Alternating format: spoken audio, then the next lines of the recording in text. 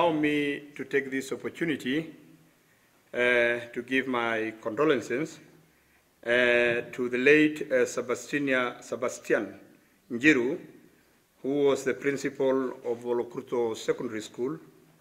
Unfortunately, he was found dead at Ngubu mortuary in Meru after he went missing for one. One of them is the issue of hardship allowance. Hardship allowance has been, you can just clap, they will not fire you today. Hardship allowance, and I'll tell you because I'm a resident of this county, sometimes it bedevils me. When I walk to school A, which is just across the road, these teachers are being paid hardship allowance and the other ones are not. They live in the same area, they bring the same dirty water or good water, they walk in the same way the others walk. Actually, they come from the same town, but this one is being paid more than the other one. I want today, on behalf of the people of Narok, because I've been fighting for this for the last 5 years, I am aware that a survey has been done, that there are those areas that are considered hardship allowance. Let me just say this, commissioners, vice chair.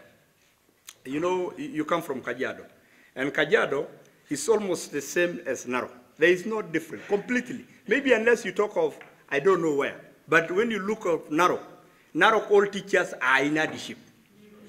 True or false? I'm not looking for your vote because you just voted for me the other day, but I'm just saying it is important to say that since a survey has been done, and all what we are asking as a county, gazette our county to be an hardship county. That will help us. And let me just tell you, I mean, sometimes you just wonder. That's why you hear these teachers, they are fighting so hard to be taken to school B, and they are just near. In fact, just a road that is actually dividing them. So I just ask you, now that you have come today to Narok, kindly just go help us to push the entire county to be hardship area, then we are all okay. Is that true or not? The other area is now the elephant in the room.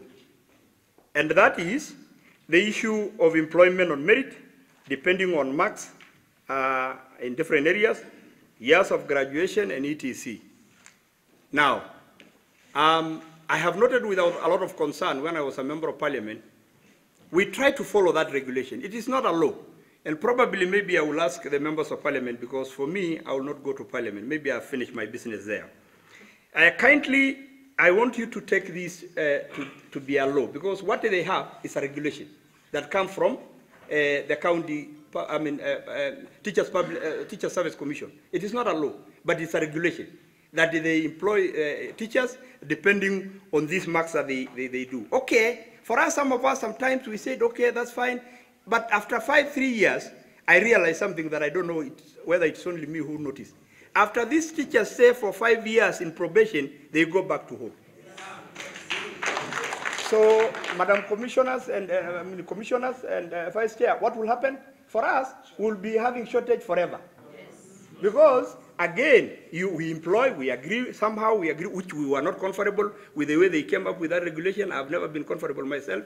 But then we try to stay with it. But then, these teachers, they just wait 5 years. They start looking for ways of exiting. Madam will tell you, she has an application, writing to her, kindly, I need to go back home or whatever. Even if they don't go home, they go to the next home, to the next county or town. They will stay there. So kindly, if we can go back and review that, employment on merit, for me, I think I'll be okay. Now, I understand that we have a shortage.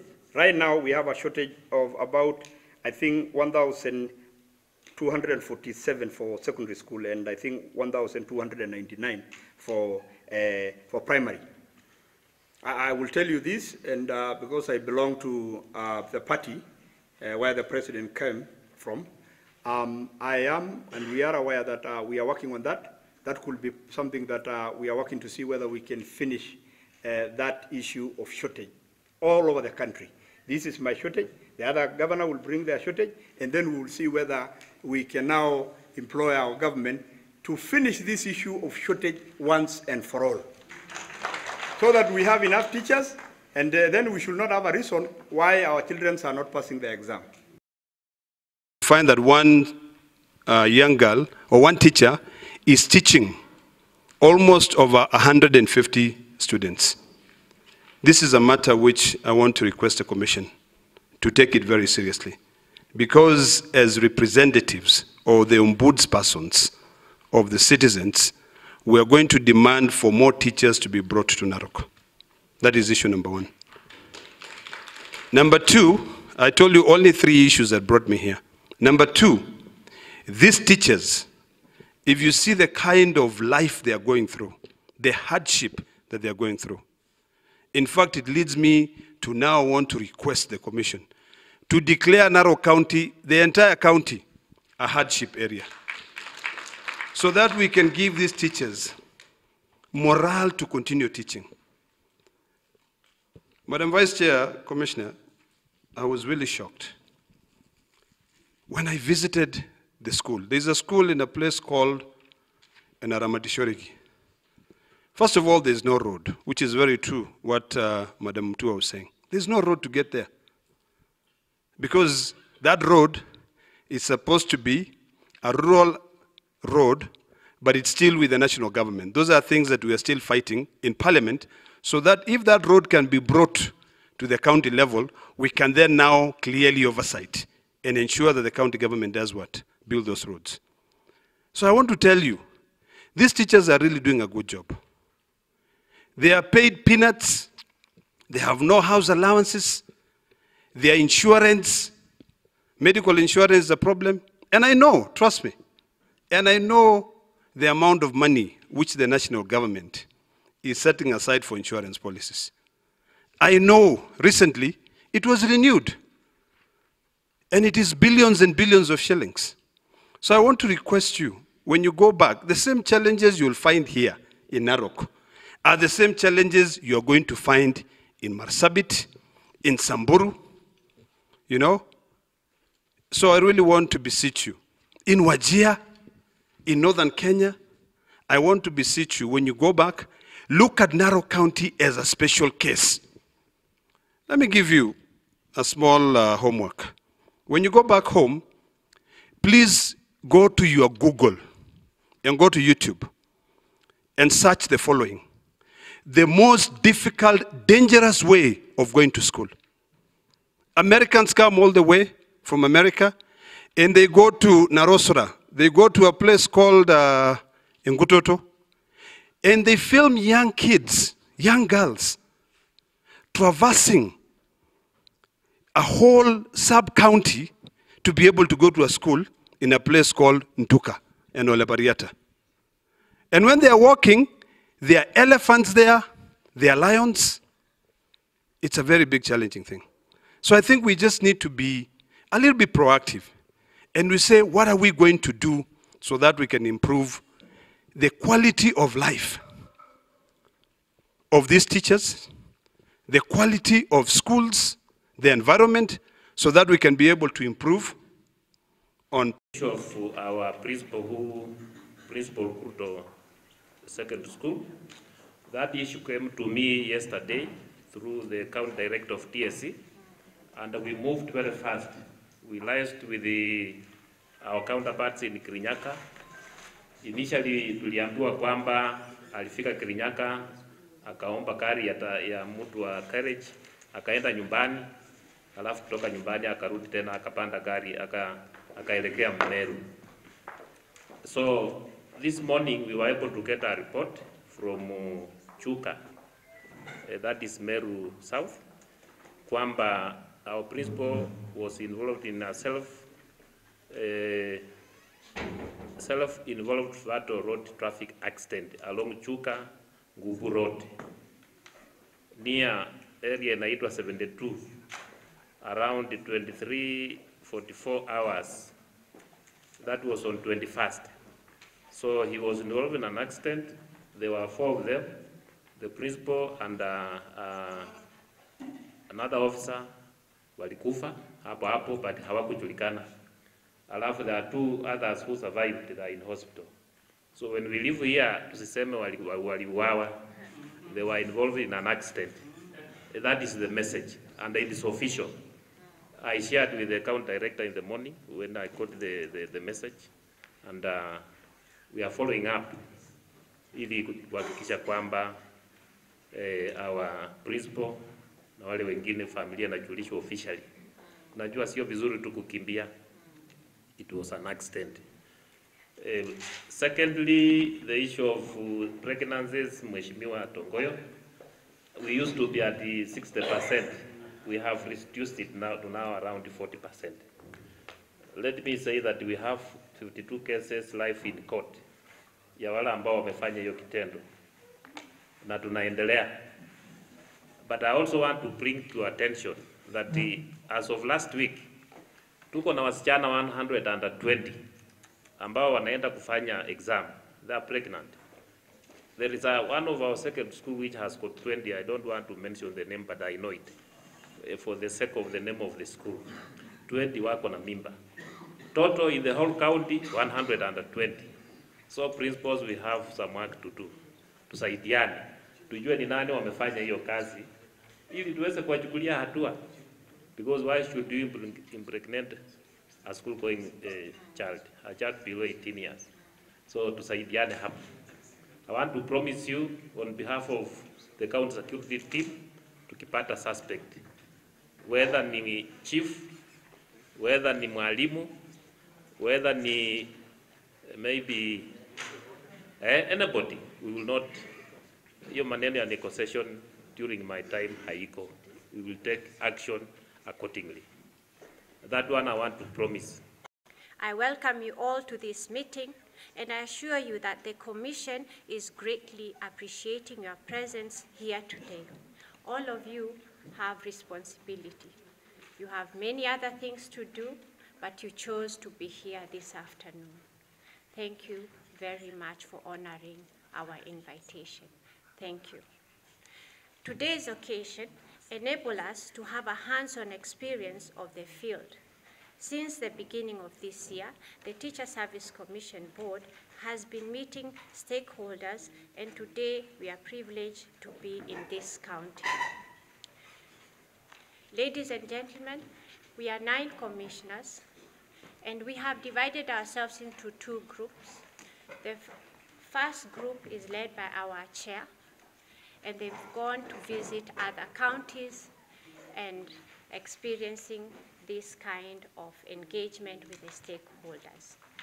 In this group, this Monday, we were in Kitui, Makueni, Kajiado, and now we are in Narok.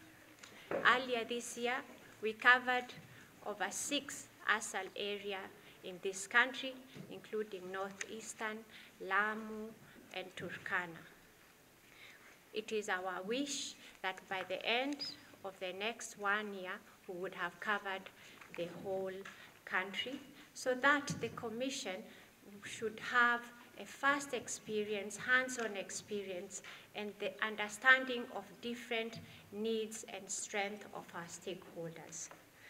Ladies and gentlemen, the Teacher Service Commission is established under the Article 237 of Chapter 13 of the Constitution of Kenya, mandated with the following functions: register trained teachers, recruit and employ registered teachers, assign teachers employed for service in any public schools or institution, promote and transfer teachers, exercise disciplinary control over teachers, terminate the employment of teachers, review the standard of education and training of persons entering the teaching service, reviewing the demand for and the supplies of teachers, and advising the national government on matters relating to the teaching profession.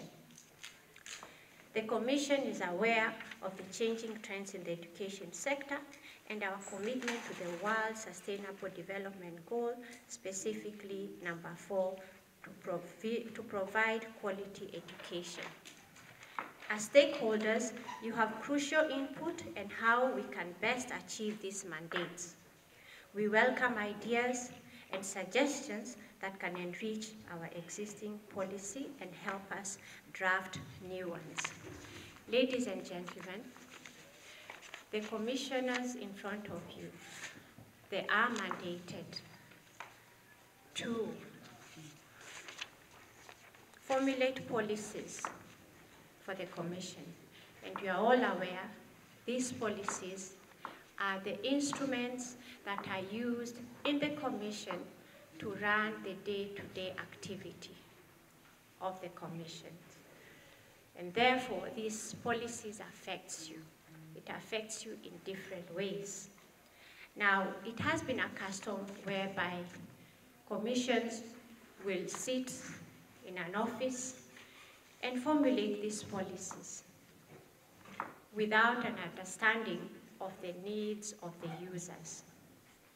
But we are cognizant of our diverse culture, terrain, environment, and challenges. And we say to ourselves, if we are going to do something different here, we need to think differently. We need to go down to our stakeholders and listen to them. Understand each and every one in our stakeholder mapping, so that when we go back to our offices, we put our thoughts together and come up with policies that are applicable. As it is, one policy is applicable for the whole country. Do we have the same environment? Do we even have the same resources? No, so it's practically not possible to have one blanket policy for everyone. And that's why you are here, we are here. And I must commend you. We are really humbled to see the hall full this afternoon. It is hot, it's Friday, you'd rather be somewhere else, but your presence here, it shows that the commitment you have and the trust that you have for this commission. Because during my campaign, I remember one of the things that I told you, I will fight for the hardship allowance. That one was there because I have been a teacher in this county. I know what it means to teach in Narok County. It's a very difficult thing. And that is why when you employ people, you would hardly have anybody staying in Narok for more than 5 years. Even when the policy of TSC says that you must serve in the same station for 5 years. When it comes to non-locals, they stay for 2 years, people get reasons to move out of Narok. And this is something that we are going to stop. Commissioners, I'm happy that you're here because Narok is different. Narok is like Mandera. The fact that it's not an issue of insecurity, it has issues that affect Narok only and no other county. We are unique in our own way because when you go, for example, to Logusto, where I come from, it's unfortunate that we lost one of the principals there. It's sad for us. But you go to Logusto, you post a teacher today to Logusto or a teacher to Gogolani Primary School. That place is very hard, you know. The long distances that I used to walk from Gogolani Primary to Okusimoru, where the meetings are done, zonal meetings and all that, it's a hard life, very hard for a teacher. You go to Gogolani, the weather is very unfavorable, it's very cold, Oloropil the same, Melili the same, and you expect this teacher to go to that place, no roads, no houses, and this teacher to be comfortable. Same pay with a teacher in Narok town here, no hardship allowance. And you know, those are the things. I remember when we were doing delimitation, when I was working in Parliament, there were issues that were considered to make people to create constituencies. And the same should have been used in TSC to consider the issue of hardship allowance.